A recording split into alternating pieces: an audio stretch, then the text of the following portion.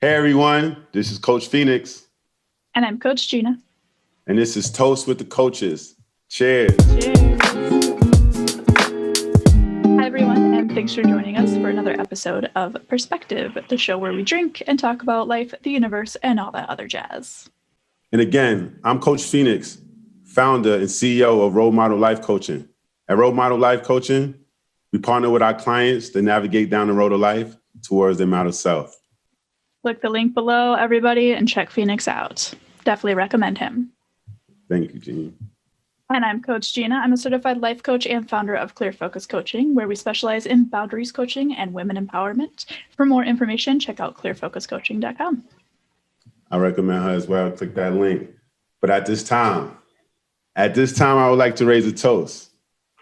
I would like to raise a toast for a world-class badass. Not only was he a former command sergeant major in the United States Army, no. He was the elite of the elite, an Army Ranger, serving in multiple combat tours, an entrepreneur, an author, a warrior, a leader. Las Vegas own JB Spisso. Cheers. Cheers. Welcome to the show, and thank you for your service. Thank you, Coach Gina, Coach Phoenix. Thanks for having me. I'm excited to be here. You guys do some great work, and this is a great empowerment day. So I wonder if we did have a push-up contest between me and Coach Phoenix, who would win, Coach Gina? What do you think about that? I'm really glad that I was excused from that immediately because that would have been a nightmare. You can jump in too, please. No. You know what this remind me of? Gina, I feel like JB is hazing me. So JB was a command sergeant major, right? And in the military, senior NCOs like himself always bully the junior officers. I was and they always haze. So I feel like he's trying to test me. So we could do a push-up competition if you want, JB. What's going on? Let's go. No, let's go. No bullying going on. That's for sure. But I feel like we might need a whole episode to encapsulate just the push-up contest. That might take a while. Yeah, exactly. So we'll put that one on a part 2. But JB, again, thank you for joining us today. So I have a question. I know what a force ranger is. But I don't know what an Army Ranger is. I assume they're nothing like each other. So can you explain and enlighten someone like me who has no idea? Yes, Gina. Wow. I don't think I've ever been put in the same category as a Force Ranger, which do very good work, by the way, for the U.S. Forestry Service and take care of, all of our outdoor spaces. But the U.S. Army Ranger, basically what the Rangers are is a elite commando unit of the U.S. Army. They do raids, ambush, recon, strategic hits, and they're there to enforce the policies of the United States. And it's just a great organization. 70th Ranger Regiment is legendary. Actually, started back in the colonial period, and from there kind of risen to the elite special operations unit that it is today. Nice. Okay, so nothing like the Force Rangers. No.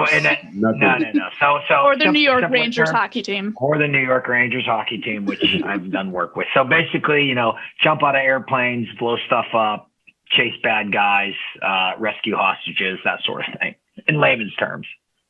So JB, so can you enlighten the audience and let everyone know the difference between special operation commandos or units as far as like the Navy SEALs and the paratroopers of the Air Force? Can you kind of break that down and let the audience know the difference between those organizations?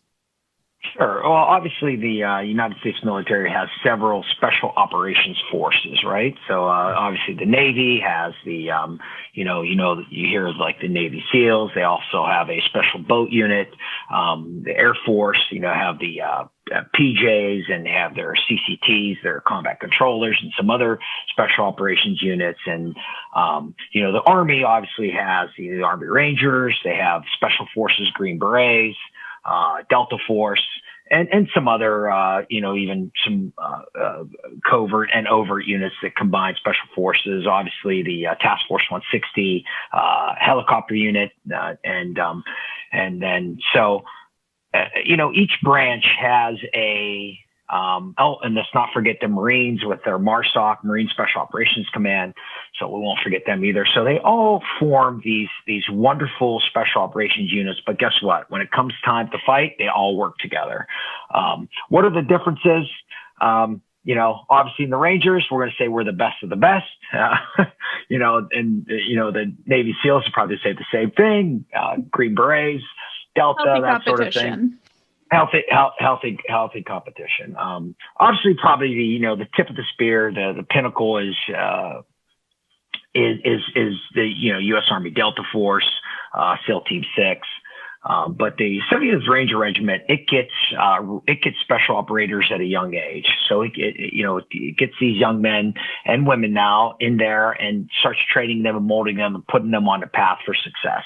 And from there, a lot of them do go to become a Green Beret, become a Delta Force operator, or stay in the Ranger Regiment and that sort of thing. So, it's an all volunteer unit, right? Our military is all volunteer. Mm-hmm. So you have to volunteer for the Army, then you have to volunteer for airborne school, and you have to volunteer for the Ranger assessment selection process, and you have to volunteer for the Rangers.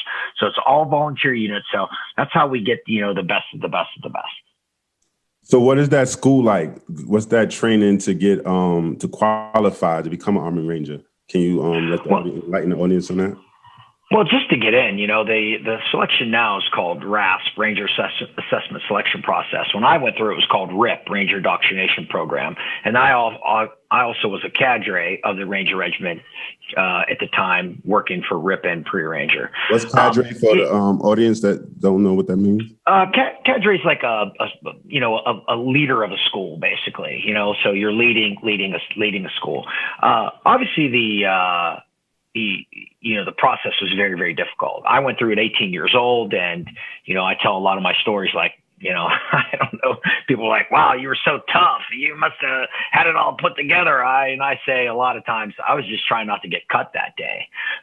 So, I do not believe I was mentally tough at 18 years old, but I was like, I'm not going to get cut today. If they kick me out, they kick me out. But, I'm not going to quit, and I'm not going to put myself in a position where, they have a reason to cut me. Mm-hmm. And so the selection process goes through to try to, test the will and the mental toughness of each individual, because there's a lot of skill sets that obviously you can teach in the military. You can teach shooting, you can teach navigation, you can teach swimming, you can teach parachute operations, so on and so forth. But still, there's this foundation of a keystone of a person that you're just trying to, you're trying to chip away and see what they're made of. I'll tell you that, I made it in the unit because I had very, very good leaders. I talk about it all the time, that I was fortunate to have very, very good leaders. And when I became a leader in the Rangers, I tried to impart that back on, the soldiers that were, I was fortunate to have under my charge. So that's it. The military as a whole is a melting pot of people. It really is. It doesn't matter what part of society you come from, what color you are, what religion, the military really does a great job, of putting people together and saying, hey, listen, we have to forge a bond for success. Why? Because we're in the life and death business. Exactly. Life and death business. So, that's why you create such great friendships. You learn so much about other people. And again, it doesn't matter, Democrat, Republican, independent, whatever, it doesn't matter. You put people together and people say, listen, this is our mission and we want to work together on it, because why? We all want to come home and see our families.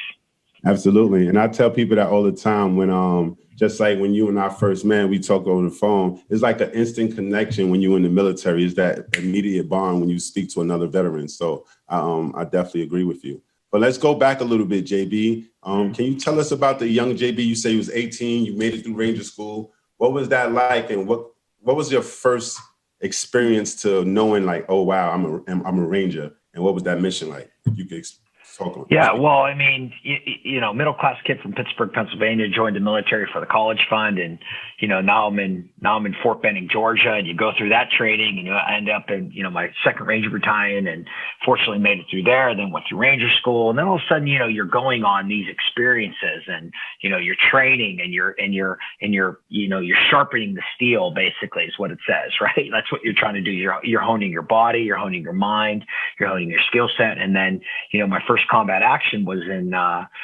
Panama in 1989. We jumped into Panama to fight Manuel Noriega's men, and we took care of that. And all of a sudden, I was like, okay, this is for real. I was a staff sergeant, and had some experience under my belt. And all of a sudden, you got to put it in practice. And fortunately, that my skills were good, and I had great people around me, and we were able to be successful on that mission. But the first time bullets go by your head, you're like, okay, this is real, right? Training's over, let's go. And it's all part of it. So it's all part of that, like, leadership and learning and togetherness. And I think that's why people that want to experience that's why they join the military. People join the military for different reasons. They want to give service to their country, or they want the college fund, or they want to be a part of a team. And, those are the attributes that the military teaches, selfless service, teamwork, integrity, respect for one another. And, those are the things that, I try to impart on people today in the business community and professional sports teams. And those are the same concepts. People are like, wow, you really know this leadership stuff. Well, the military spent a lot of money on me honing my skills in that. Yeah, I would imagine that's where those skills are most necessary. If you don't have those skills, like, people's lives are on the line, like you said, like, it's often life or death. And if you don't have those skills honed, it's a serious consequence. It's not just a deadline missed, sure, or a project fumbled. It's some serious consequences. Sure, exactly. Mm-hmm. So it's funny that you mentioned 1989 Manuel Noriega, because what was it? Yesterday I was watching the movie American Made. When it was talking about the pilot that was flying, like, he was working for the CIA, then he started working for the DEA and the president of the United States. And it was at the end of it, I guess they arrested Noriega. I'm not arrested, but they went in. The Army Rangers went in, took Noriega and brought him back to the United States. So it's funny you just mentioned that you was part of that mission. What was that like? So I jumped in. Obviously, I was airborne, and then what? Yeah, we jumped in at dark at night. I think 1 o'clock in the morning, 465 feet above ground level. My parachute opened, and next thing you know, the ground was coming up, and I saw tracers going both ways, and I'm like, okay, it's game time. Here we go.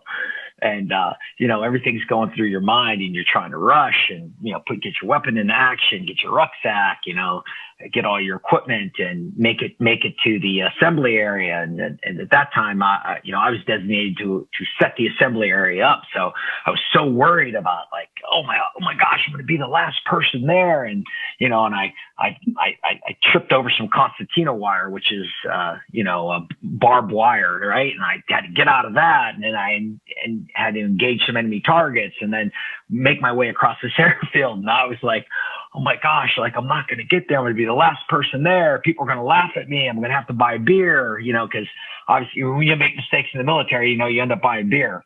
So I love that that's what's going through your head. You're like in the middle of a serious situation. You're like, I'm going to need to buy a case of beer.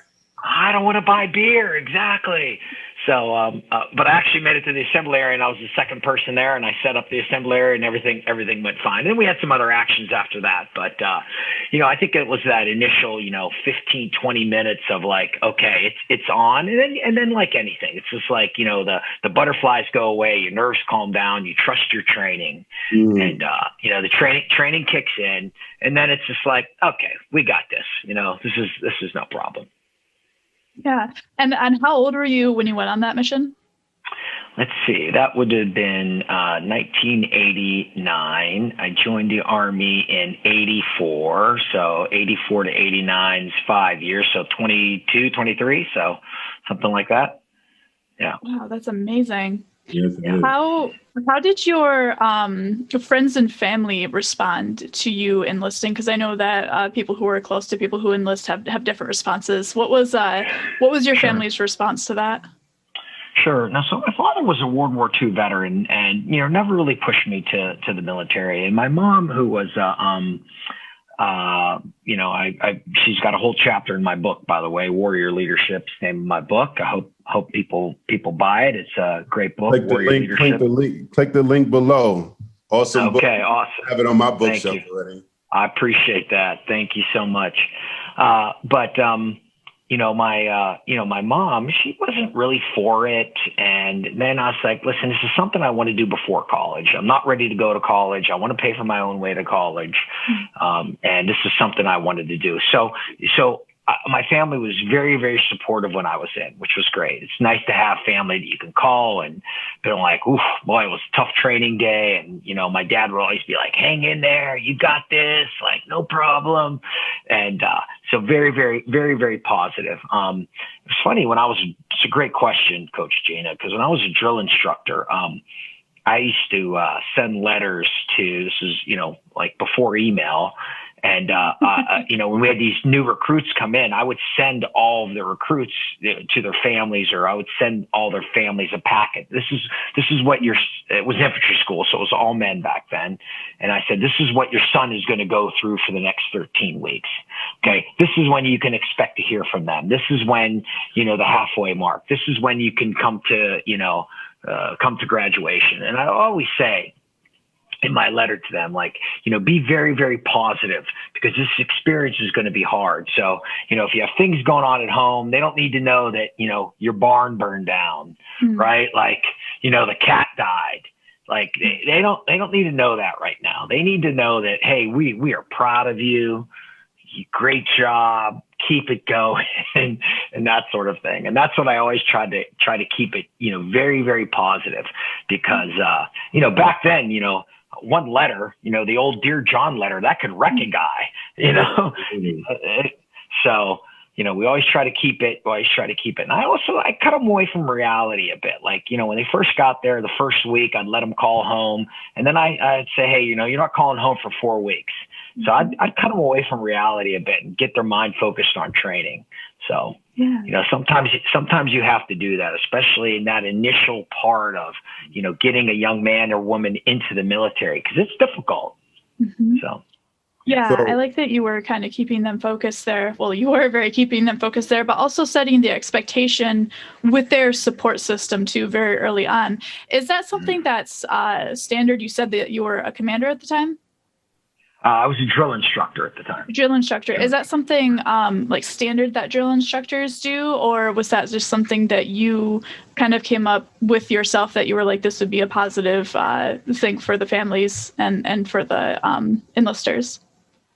Well, I don't know if every drill instructor did it, but I know our small team of drill instructors did it because that's what we felt, to try to keep try to keep them going. It was great. So my drill instructor team, Drill Sergeant Requena, Hispanic, Drill Sergeant Randall was African American, Drill Sergeant Dixon, he was a country boy from Georgia, and then you had this kid from Pittsburgh, me. Like, we had, we were the ethnic melting pot, right? And so it was so great because, we could, you could see something, and, Drill Sergeant Randall would see something from this one kid. He's like, hey, this kid's having problems. So I go, really? I didn't even notice it, right? Because, and that was the wonderful thing about the military, is you could see things and you could help people be successful. Because, at the end of the day, it was about, look, making them the best version of themselves, and knowing that when they go to the Army, that we gave that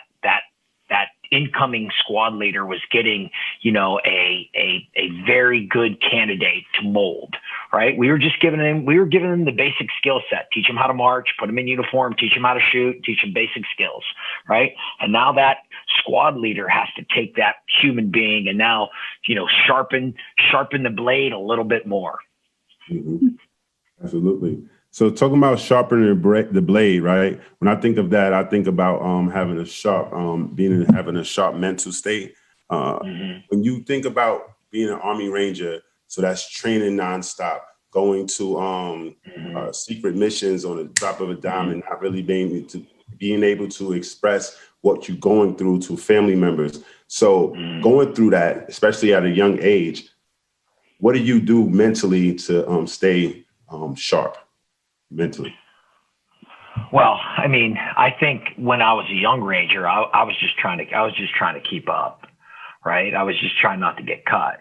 And then once you make rank and you start learning it a bit, then you're like, you know what? I have to continue to challenge myself. You know, you're basically a professional athlete, you know, but your tool of the trade is a M4 carbine instead of a hockey stick or a football or something else. So every single day I said, you know, did I do enough today to still have a job tomorrow? And so it's a grind. It's a constant grind. You have to balance the family life. And I got to tell you, like, military families do not get the credit that they should. Absolutely. Can we stop it and raise a toast? Raise a toast to the spouses, the children, all the military dependents. Thank you. Yeah, Cheers. please. Yep. Cheers to them as well. Yeah, definitely. Like you said, it's not just one person; it's the whole ecosystem. No, I mean, I look at, you know, even like what my children had to go through. Their dad's on deployment, your dad's on missions, like the whole thing, like growing up in that environment. And it's difficult. It's difficult for a family. And those are the sacrifices that, you know, military people make. And, you know, you don't get paid a ton of money. And again, you know, you don't do it for the money or the medals, but it's nice to be compensated for it. And so, you know, so I sometimes, you know, when people are like, oh, well, you know, this poor guy had to go do this. And I'm like, well, he's getting paid $3 million. Okay. He's fine. Okay. Like you can kind of balance that a little bit. Doesn't mean what they're going through is not difficult, because it is. Sure. You know, I mean, obviously I have a lot of friends that are NHL players, and, you know, they had to do this last, this last Stanley Cup series was in a bubble, and they were away from the family. Some of them for over 2 months. Like, that's a long time, especially when you're not used to that. You know, okay, maybe you go on a road trip 3 days, 4 days, maybe a 10-day road trip, but that's about it. Now you're over 60 days away. That was really, really tough for some of these men. And, you know, and they really, really had to dig in for it. And at that point, it doesn't matter how much money you're making, right? Because the money doesn't equal that. So those are things that, you know, you have to consistently go through. Look what's happening with COVID right now. COVID has changed the life of human beings. Like, you know, for an example, young people, let's say the teenagers right now, the people that are 13, 14, 15, right? This is their 9/11 moment, right? This is 9/11 for them, this COVID. So now when they're, you know, 23, 24, 25, their life is going to be changed. And how has it changed, right? Just like somebody that was 12, 13, 14 when 9/11 happened, right? A lot of them, you know, they ended up joining the military when they were of age because they witnessed 9/11. So this is this pandemic has been tough on everybody. But again, you have to say, how am I going to respond to it? You know, what am I going to do? How's that going to come to me? What am I going to do to find my resilience? You know, resilience is bounce back, right? How can I do it? I get knocked down, I come back up. Yeah, so what JB, can I do? How do you find that resilience during those times when you was away from your family and going through those like dangerous missions? Sure, it was difficult. So I focused on the work, right? I focused on the work. And that's what's so tough about this pandemic right now is because a lot of people aren't working, right? So they can't even focus on the work. So that's it. So when I was away and I was on missions, I focused on the work, right? I just kept my mind focused on that. Because you can't let your mind drift, because you let your mind drift, that's when you get killed. Right. And even sometimes, you know, you're doing everything right. You still get injured or things happen because the enemy has a vote in what happens to you. Right. Mm-hmm. So that's why you really have to, keep your resiliency and self-care. Resiliency, self-care is all one-on-one. Like, people that are just like, well, I'm home, I'll just eat and I'll gain 50 pounds on this COVID. No. Like do something. Like, when this COVID first started, the gym was shut down. And like the first week I was kind of like even whining a little bit myself. And the coach of my gym called, said, "Hey, we got these Zoom sessions. Why aren't you doing it?" I'm like, "Okay." And literally I had a pair of dumbbells. That was it. And, I stayed fit on the Zoom class with a pair of dumbbells. Mm-hmm. And so you figure out you can do more with less, right? Like you can do that. You can do more with less. So those are things that you have to do. And you have to keep your strategy positive. You have to keep enthusiasm, in your body. You have to keep your humor. You have to keep your faith. You have to understand that like things change, but how I react to that, that's all part of that, power of positivity. It's not a game.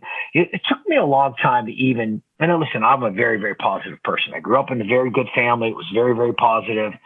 But even in the military, like it had to take me a while to learn, like, okay, there is power in thinking positive. And your enthusiasm has nothing to do with your physical state. It really doesn't. All of you know someone that is maybe terminally ill and they're so positive, so enthusiastic, so generous, right? How can they do that? Because it's their mind overcomes that. And so that's what everybody, has to keep doing here. This is what you two are doing. You two are doing this every single day with, your outreach and your podcasts and your platforms. So those are things that people can do to just keep yourself going. Absolutely. So you said while you was on, like during your mission, what I heard was your mind was on work. You made sure that you was focused on the mission, right? And that's how you stay sharp mentally. So how was that transition going home? How do you transition your mindset to readjusting to being back home when you were home and not being engaged in the mission? Right. That's the other thing. It's what a great question, Coach Phoenix, is like, how do you bring that down, right? Like post game, like you're still on a high, right? You have to bring that down. You don't want to just come home and bring that. You have to just really find that balance in your life. And that's all what it is. We're all balanced. We need stress and we need enjoyment. We're on this teeter-totter, right? It goes up, it goes down. So you really want to try to find that right balance in life. I think, Coach Gina, I was reading some of your things. What you help people with is taking some things off their plate. You talk about boundaries. That's it. Like you can't sometimes say yes to everything. Sometimes you have to say, you know what? I'm doing this. I know in the Rangers, we were very, very good when we were in garrison, not on a mission, not on training. What's garrison for the audience? What's garrison? Garrison's like at your base. Right. You're not deployed somewhere. You're at your base. You're working at your base. I know in garrison, the commanders are always very good at making sure that, the Rangers can get home at 5 o'clock, right? Get home at 5 o'clock, have a 3-day weekend. I know in my platoon, myself and, I had 2 wonderful platoon leaders. They were so wonderful that we would say, I got to go to my kids' recital. It's at noon. Go to your kids' recital. It's great. It's great to do that. Andy Orrich, Lance Kohler were my platoon leaders when I was in the Rangers, both West Point graduates, ended up being colonels, legends. Like we had these great conversations to help people out and say, it's important. And you have to, what you have to do is you have to emphasize to your people, oh, wait, your daughter has a school recital, go to it. A soccer game, go to it. Right. You know what? It's okay to do those things. And because you don't always have to be this, A-type personality in the zone, ready to go. Right. That needs to be part of it. When you do your military work, we want you to be Jason Bourne. Okay. Yeah. but when you're not, we want you to be a wonderful human being. But JB, that's interesting because like a human being is not an on and off switch. Right. So how do one, and that's a special, a characteristic of a person to be able to transform into a G.I. Joe at 1 minute and then become Dad of the Year and Best Husband of the Year. Like, how do one do that? Like, Gina, like you get what I mean? Like that's not a normal. Yeah. That's not normal, and that's why I feel like a lot of soldiers suffer from like PTSD because it's hard to switch that on and off. Well, and again, it's back to that balance. I think let's talk a little. I think they just now call it post-traumatic stress. I think they dropped the D, if I'm not mistaken. Oh, really? I think they have, which I think is very, very good to do, because it's like, oh, you have a disorder, right? Like you have a disorder. And the other thing I want people to know is somebody said to me one day, I was on a flight and I was sitting in this businessman, and I was retired from the military and doing what I'm doing now, with my business. Yes. Helping people with leadership and culture, team chemistry. And somebody said to me, oh, what'd you do in the military? I was in the Rangers. And he was like, oh, you're one of those real war fighters. That's what he said to me. And he didn't mean it disrespectful. He meant it respectfully towards me. And I said, what do you mean by that? He's like, well, because you were in the front lines, you were doing the fight, but all these other people, and I was like, all these other people what? And he didn't know what to say. I said, listen to me. I said, hear what I'm telling you. Combat changes everyone. I don't care if you're a Ranger, or I don't care if you're, in the back, fixing a vehicle or handing out paperwork, whatever you're doing. Combat changes everyone. Okay. That's it. And then he was like, he kind of stepped back and he was like, okay, maybe you're right. I said, no, I know I'm right. And it's just, everybody just deals with it differently, because you see situations that, the normal average person doesn't see, right? It's like, you're there one day and next thing you know, you're at a funeral ceremony for a fallen comrade. You're like, I just had lunch with that person yesterday. Yeah, literally. And yesterday. And then all of a sudden, now all you see is his boots and his dog tags. I don't care what happened. Those memorial services overseas always got me. The tap ceremonies, I'm telling you. Yeah. It was always the, when they used to do the roll call, that was the worst, right? Yeah. Coach Phoenix, they do the roll call. Gina, when they do a military roll call, when somebody is fallen, what they'll do is they'll say, for example, the first sergeant will say like Sergeant Erickson, and you would say, here, first sergeant, right? And say Sergeant Spisso, here, first sergeant. And then they would say, Sergeant Smith, and Sergeant Smith doesn't answer because Sergeant Smith has fallen. Then it would say Sergeant Jamie Smith, Sergeant Jamie David Smith, right? And then they would play taps. And I would, it's unimaginable. I get chills thinking about that. And those are the worst things. Exactly. But I want people to understand, get this stigma out. Listen, if you're a business owner and you want your business to go to the next level, hire a veteran. Okay. And if the veteran doesn't know what you do, then send him away to school. And that's the best thing.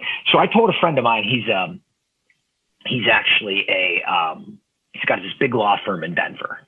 And we were talking about this one day, and I was like, he's like, oh, what can I write a check to some fund? And I was like, sure. Right. What fund? I was like, I don't know. You do your research. If you want to write a check to some military charity, good for you. I think that's awesome. I actually like Gallant Few, by the way. If people want to write a check to Gallant Few, they do a lot of great things for military, but there's a ton of them out there. Okay. But I said, if you really want projects of soldiers, Wounded Warrior projects, there's a ton of them out there. I said, but if you really want to help a veteran, I said, find a veteran, bring a veteran in, send that man or woman to law school. And guess what? That veteran is going to be the best attorney you've ever had. And he did. Found an Air Force veteran, sent her to law school. He was like, yeah. Oh my God, JB, you should get a headhunting fee for that. Yeah, I should, right? I know. Exactly. But so those are the things. And here's the other thing. If you recognize something, if you're a business executive or you're in sports or wherever you are, and you recognize something in somebody, especially a veteran, tell them, because this is what we do in the military, which is selfless service business. So what we do is we're like, I don't need that medal, right? I don't need that recognition. Give it to this guy. Give it to this gal. It's what we're about, right? And you know what? It took a senior executive, Glenn Sather, the president and general manager of the New York Rangers hockey team, not Army Rangers, New York Rangers hockey team. He saw something in me. And he said to me, he's like, you're pretty good at this leadership stuff. He's like, I see how people look at you. This is what you should do when you're finished with the military. And I never forgot that. Like, he sat me down at dinner and said, you know what? You were still in the military at this time? When I first started, yeah. And you were just casually at dinner with this guy? Yeah, that's why I was getting at. Like, how do you No, so I did a team building event when I was working at West Point for the New York Rangers. A bunch of us did. It was, a bunch of the sergeants get together and we run this team building event. That's how it was. And he saw something in me there. Wow. And he told me. So I always tell business people, if you recognize something in a veteran, speak up, tell them, say, you know what, you got some talent here. Like, this is what you should think about doing. And that's how you give back to the community. That's how you give back. Right. That's how you make the country great. And I know you have veterans that listen to this. Obviously, Phoenix Youth as well too. Like, you have veterans that listen to this. I want to tell veterans, like get yourself out of your bubble. Right. There's so many great things you can do. Resist the urge of staying in that same mold. If you feel like there's more for you, go do it. Right. Go after it. You can do it. You're talented. You know how to do it. And and veterans are so capable, and they don't care who gets the credit. So first of all, thank you for that. I love everything that you just said. Because it also applies, I think, to, like you said, the people who are struggling, who are not working, due to COVID and various other reasons too. I think it's so innately human for people to find what they think is their skill and just stay there, right? And to not diversify and to just kind of feel really bad about themselves when they can't pursue the thing that they're used to or that they know. But to be able to look at somebody and say, no, I see that talent in you and you're really good at this other thing too. Or even look in the mirror and say that to yourself, like, that can be life-changing. So I absolutely love that. I want to follow up with a question to both of you that I guess I don't know too much about, but it just sprang into my head, which is the veterans homelessness kind of issue that we have in the United States. Because like you said, like, veterans are super talented, and we have many ways that we try to honor them. We have many programs to try to help. But it is still a problem here in the United States. And I'm wondering if you might be able to speak on that and why you think that is and what we might be able to do to help with that. Wonderful question. I'll just speak what little I know. I know that veteran homelessness and veteran suicide is off the charts. There's a West Point graduate here in Las Vegas, Gabe Hunterton. He'd be great to have on your show too. He's a very, very bright guy. And I know he's been big in this, veteran homelessness, because, they have these like tunnels here in Las Vegas, like under the ground. And these homeless people like live in these tunnels, and some of them are veterans. And a couple things, what does, the military doesn't do everything right, but they do a lot of things right. And one of the things is they really try to give every man and every woman meaningful work. Okay. Meaningful work. And it doesn't matter, again, it doesn't matter what it is. It doesn't matter if you're behind a computer or you're doing military intelligence or whatever your work is, or, you're a gunfighter, or you're a pilot or a mechanic. They give you meaningful work, and they show you like every single job is so important. Right. What happens is sometimes when you leave the military, that meaningful work's gone. They don't really find that, or they go work for a company and they're doing things and listen, they'll do anything. They'll fill the copier with paper if they have to. Like, doesn't matter. They'll grab them up. But the meaningful work, because it's not based around a cause, right? I mean, if I'm a helicopter crew chief, and I have to make sure this helicopter's flying. Well, I have to make sure it's flying so the pilots and myself are safe, but also know that it has to go on a mission. And that might be the mission to, rescue Jessica Lynch or something like that, right? That might be, there's so much importance around that. And so when people lose, especially men, and I know, Gina, you do a lot of work with men and women specifically, especially men, when men lose meaningful work, that really goes after the character of who they are. And I think sometimes then it just goes downhill. They can't find a way to recover, which is very, very awful. And if you're a veteran out there and you need some help, call somebody, because there's help for you. That was deep, man. And I would just piggyback off that and say, like you, JB, I'm not really familiar with this topic. I know that it is a problem, but as far as like personal experience with it, I don't really have any. But what I will say, veterans, is that I see the military, like JB mentioned earlier, the military, they put you through a lot. You go to war, you train a lot, but they provide a lot of programs and resources for you. I will say that I would contest to that. With the Montgomery GI Bill, tuition assistance, the TAPS program, or at least it was called TAPS 10 years ago when I got out. But that TAPS was a program where they provide you with help to write a resume. They link you with virtual and on-site job fairs, and they really push you to like transition into the civilian world. Most people would say, "Oh, that's BS. It's just like a check the box thing."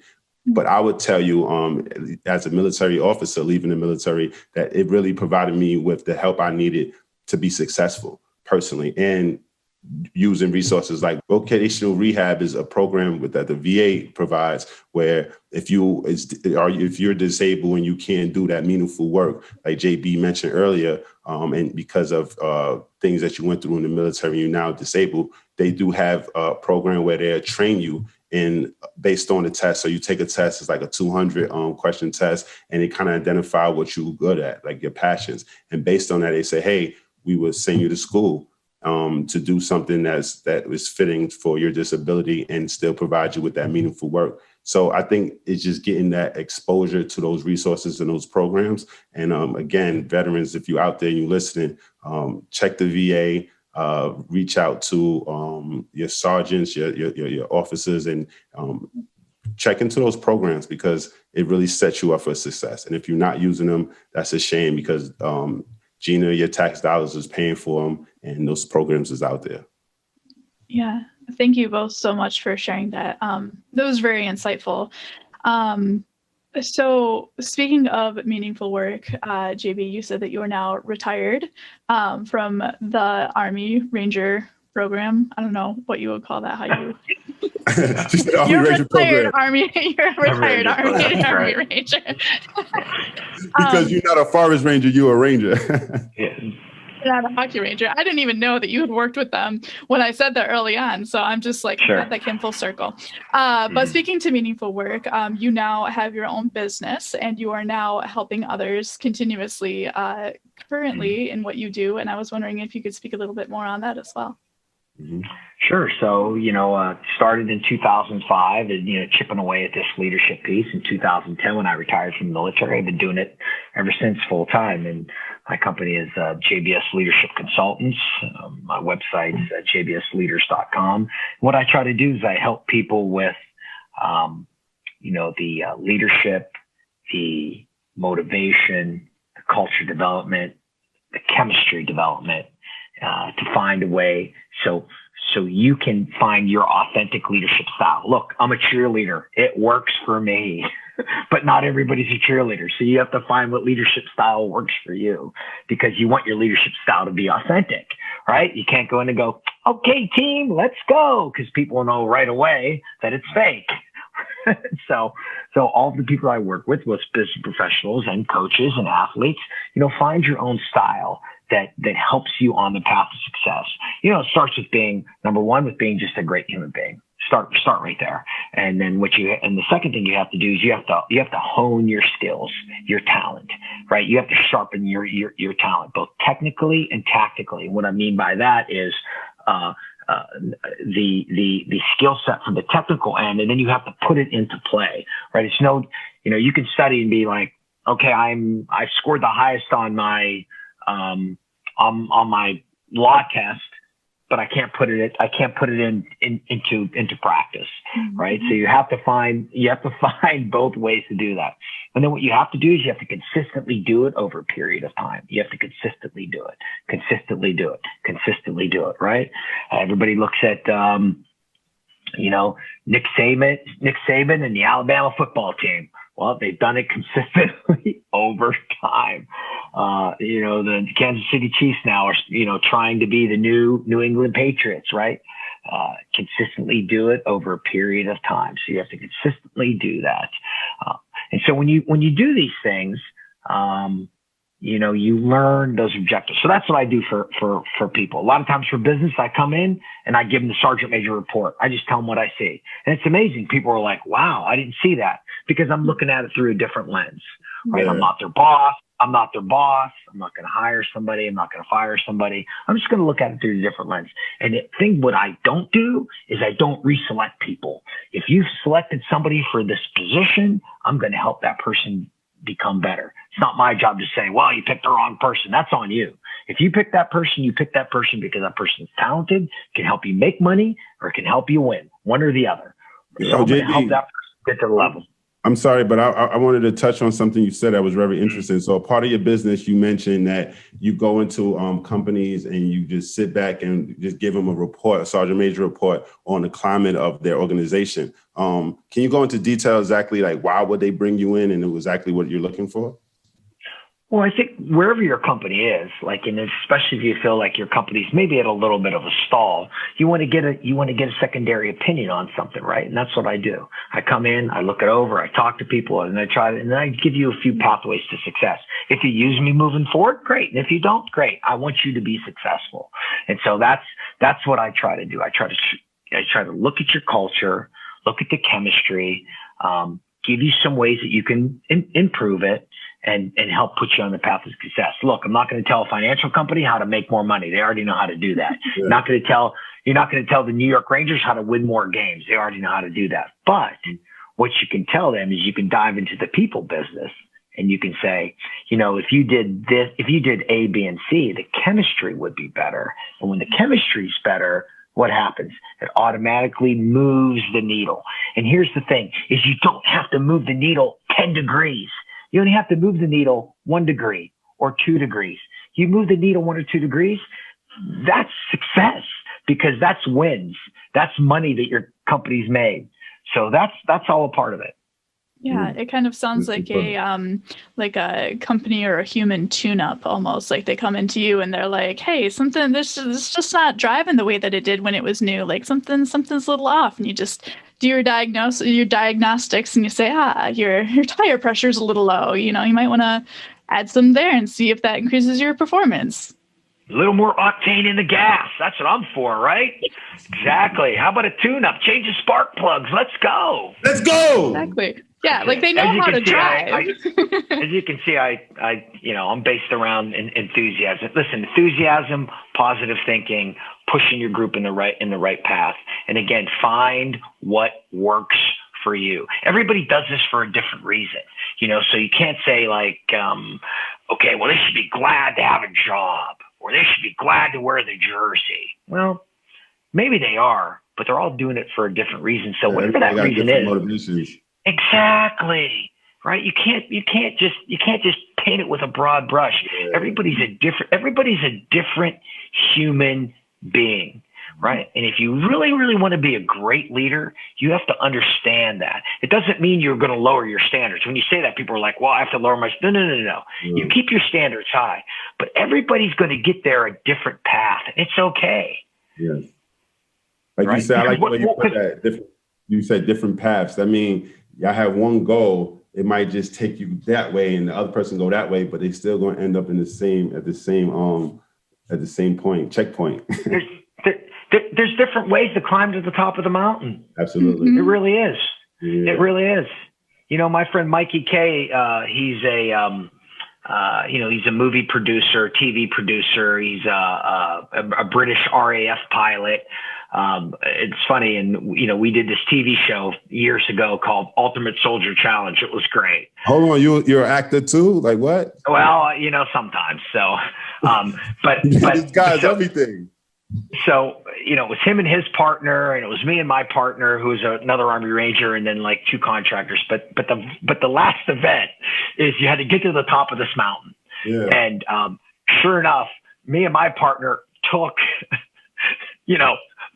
we went straight up the mountain. And what did he do? He kind of took the ridge line and, got up there. Now we both made it up to the top of the mountain. Mm-hmm.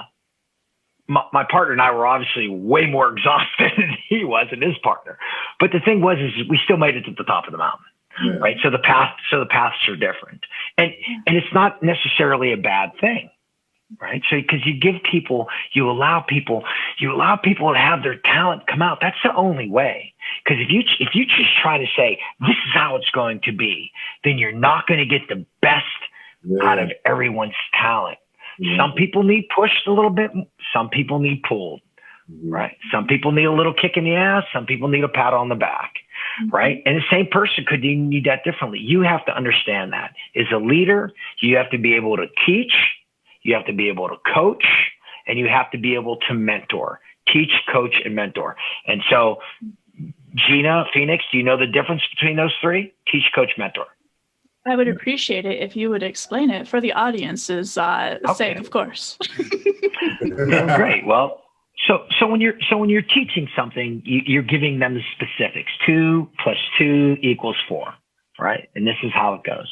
But when you coach it, you're showing them why that's important, and you allow them to do it. Okay, 2 + 2 = 1, 2, 1, 2, 4, right? You're coaching it, and then when you mentor, you show them the importance of doing that and why they're doing that math problem, and allow them to put that in their own perspective.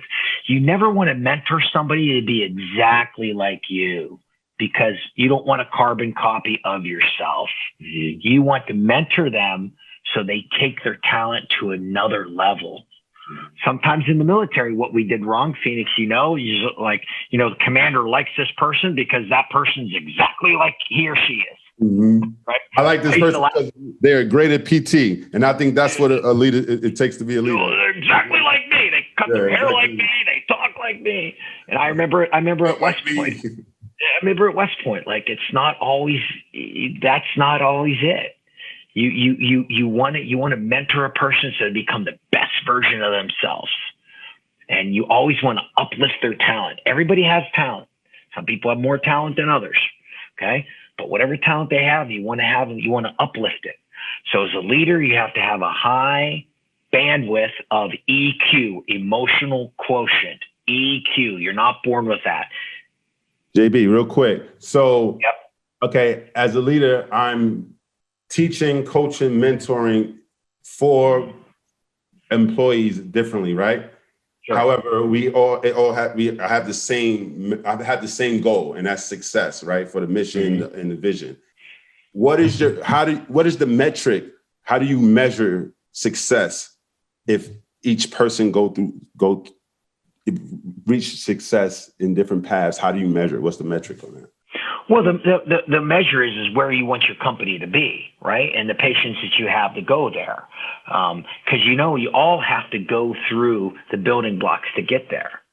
And the problem is that if you don't invest time and money into leadership, I mean, your company can still be good. Look, if you have an amazing product, okay, I'm holding up an iPhone for people that are just listening on radio. If you have an amazing product that changed the world, you're going to make money. Mm-hmm. But everybody else, you have to, the gap between making money, winning and losing is very, very small. It's not large. So you have to invest in your people. You have to be in the people investment business. And when you are, then what happens is people bring the best version of themselves every single day. They're at home writing down notes. Oh man, I got some great ideas for work tomorrow, right? Or what are you going to have? You're just going to punch the clock, click. Okay, I'm in, I'm out, punch the clock. And they're going to do it, but they're going to do the minimum, maybe slightly more, maybe slightly less. Depends what they can get away with. Going to punch the clock. But if you want people to invest in it, to be part of it, right, you have to invest in them. And when you invest in people, then guess what? The return is tenfold. The return is tenfold. And smart business people, smart coaches, smart GMs, smart leaders, they know this. And that's why they invest in their people. They know this. That's why they invest. Yeah. So with that being said, invest in your people right now. Hire JB, hire Coach Phoenix, hire Coach Gina. 100%. I appreciate it. Yep. Good. Thank you, guys. You guys are great. Yep. Yeah, I wanted to say it. What I was hearing there too, ultimately is building relationships. You get out of a relationship what you put into it. You're not going to marry somebody and then just sit there and not have date nights, not show them love, not buy them flowers. You're not. And if you do, you're going to have a failed relationship. Every single relationship is like that, whether it's business or friends or family, what have you. If you, like you said, if you're not investing in that relationship, it's going to fail. It's so simple once you point it out, but it's so funny how easy it is, I think, to miss that. Yeah. I had a CFO say to me one time, good friend of mine. He said to me one time, this was 10 or 11 years ago, I was doing my first contract with him, and he was looking it over, and, the CEO was all for it, and the CFO was for it too. And he goes, what if I pay for professional leadership training for my people and they leave? And I said, yeah, that could happen. I go, but what if you don't and they stay? And he goes, give me that contract. He goes, give me that contract. And he signed it right there. So think about it, right? That's a good one. Yeah, absolutely. Yeah, the contrast is very stark. And guess what? And if you do invest in your people and they do leave, when they go to the next place, people are going to say, man, you're an awesome leader. Where'd you learn that? Oh, you know where I learned it? I learned it over there, down the street. That's where I learned it. And they're like, wow, they're doing that? Yeah. Exactly. Right? So you set the bar for your company. You set the bar for the company. It's a copycat, right? They want to be like, wow, they did that? We're calling these guys. Yeah. And so that's all a part of it. So absolutely. Yeah. That's so awesome. I love that. And I love the work that you're doing. And like I said, continuing to just kind of continue that meaningful work, and obviously you're very good at it and very, very talented. So, so thank you so much for being a guest on our show. It has been an absolute pleasure talking with you. Before you go, Phoenix. This is our favorite part of the show, is our thing of the week. JB, and I don't know, you just seem like a guy that would want to be part of this. So during our thing of the week is something that we provide our guests with, something that inspired us, whether it be a book, a quote, a movie, a moment, experience that we want to share with them to guide them and lead them and inspire them going into next week. So without further ado, I will start with my thing of the week. My thing of the week is something that I learned in the military. In the military, we did something called PT, that's physical training. We usually ran about three times a week, anywhere between 3 to 10 miles at a time. No matter if it was 3 miles or 10 miles, you always had people fall out or stopping during the run. Me, I never stopped. I never stopped, not because I was the fastest or the strongest or even had the most stamina. I never stopped because something I learned in the military early on in basic training from guys like JB, drill instructors. I learned that pain and failure is all in your head. When you start to feel like you want to give up, that's your mind telling your body that. The human body can actually withstand and endure way more than we allow ourselves to think. So when you're in the gym and you're feeling burnt out, go ahead and knock out 5 more reps because you could do it. When you're working on that project and you're feeling like, man, I'm tired, I'm just going to go home, clock out at 6, Go ahead and persevere and give it a couple of more hours till it's complete, because your body could do it. You know why you should do this? Because your competition is. Think about that. Coach Phoenix, role model mindset. Coach Gina. I love it, Phoenix. So my thing of the week is short and sweet. It is, you can't feel yourself until you're feeling like yourself. And I think that that plays into exactly what JB was saying earlier about how you need to be your authentic self before you can lead properly, before you can inspire people, before you can reach that level you want to reach. You got to be real with yourself. You have to be your authentic self. So really look inside, figure out who you are. And once you know who you are and you're feeling like yourself, then you can feel yourself. I love it. I love it. So JB, do you have a thing of the week to share? I do. I want to just talk about, like, sometimes people are going through all this and they think, oh my gosh, this is impossible. I can't do this. I can't finish school. I can't all that. And I want to tell you this. This came from my friend Tom Rennie, who is a professional coach, and he's the president and CEO of Hockey Canada, a good friend of mine. And when I was in a tough place in Afghanistan, he reminded me who I was. And there was a part of me that was like, this is impossible. I'm not going to make it. I'm not going to make it through this deployment. He said to me this: impossible is not a fact. It's an opinion, usually coming from those that have never measured themselves in the face of adversity. So I want you to remember that. If you think it's impossible, it's not. Face adversity. You can do it. All you got to do is take a step forward, one step forward every single day. You got this. You got this. You got this. Rangers lead the way. I hope you call me, call Coach Gina, call Coach Phoenix. This was an awesome podcast. Thank you so much.